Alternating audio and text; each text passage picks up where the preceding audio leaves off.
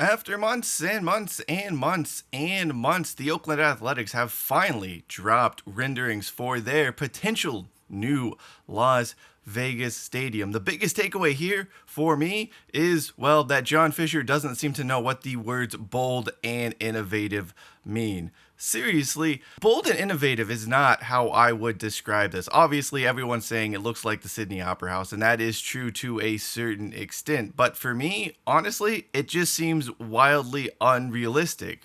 The size, the scope, some of the angles on the renderings, I don't get how this is actually going to be a practical thing. And again, much like the first set of renderings, it feels like these have been extremely rushed. There doesn't seem to be a lot of care, a lot of attention to detail in these, which renderings should have at this stage. If you're going to spend 6-7 months developing renderings, they need to be closer to the final product than the first go, and these feel very much like a first draft set of renderings.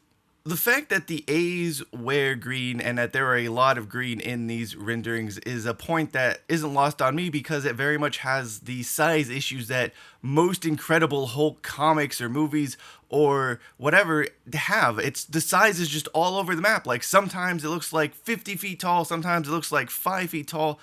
What is going on here with the size of this stadium? How tall is it? Because one rendering, it looks a certain amount of height, and then you go inside and it looks a lot smaller.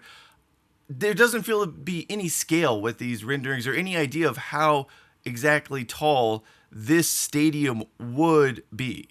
Additionally, much like the first set of Oakland Athletic Stadium renderings, there doesn't seem to be any idea of how anything could go around this site. Obviously, Bally's is going to build a new resort, but they're going to do so around this massive bubble.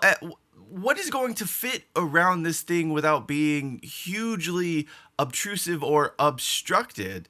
This thing, depending again on the height, where sometimes it looks really tall and sometimes not so much, you're going to be blocking off a ton of views, which means you're going to basically have to either not use that part of the sort of height of your resort for anything useful, because no one's going to want to stay at a room that's looking directly into a stadium.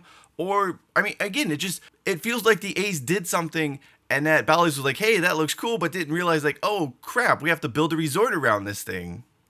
But what really just gets me, what really just irks me, is the fact that it's a dome.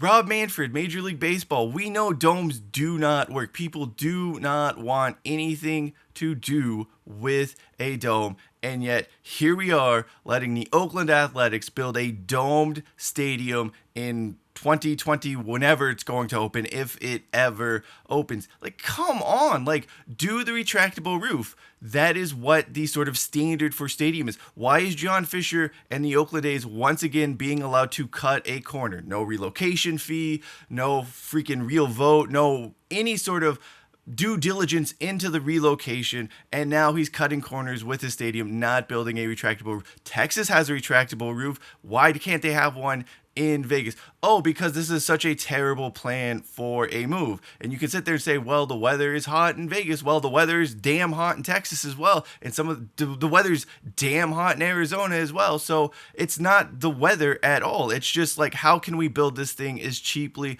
as possible?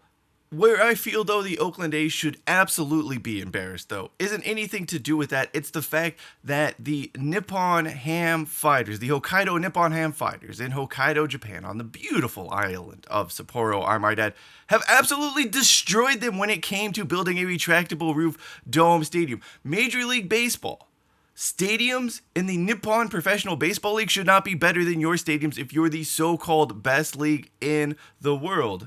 Escon Field Hokkaido is so much better than what the A's want to build here.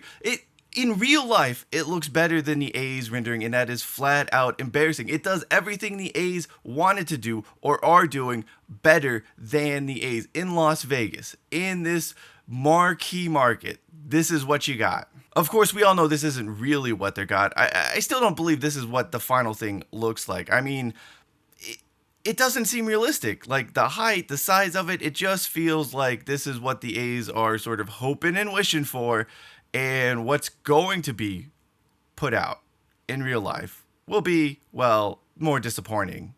At the end of the day, though, there's a reason why Oakland didn't release this with a press conference, with a big to-do, with a Las Vegas-style show, which it should have been done with. You're trying to tap into this market. You're trying to get people excited for your new stadium, and you can't put on a production in Vegas. That's just it. You're not serious, John Fish. You didn't want to field questions. You don't want to talk about it. You don't want to make anyone actually excited about the project because you probably don't think it's very real right now. Or you don't have the money to spend on a production, on trying to do something to promote this new stadium. Whatever the case may be, though, once again, a swing and a miss. So there you have it. There are stadium renderings, but honestly, are they any more real than the first set of Las Vegas stadium renderings? Probably not. Anyway, that does it for me. Let me know what you think of this joke in the comments section. Or, of course, if you're one of those 5 YouTube accounts that seemingly support Fisher and Caval at everything you do, I'm sure you'll tell me I'm done and start fights with commenters in this video. Until next time, though, I'm Shine Hollis. This is the Touchback. Hashtag take it out to the 25.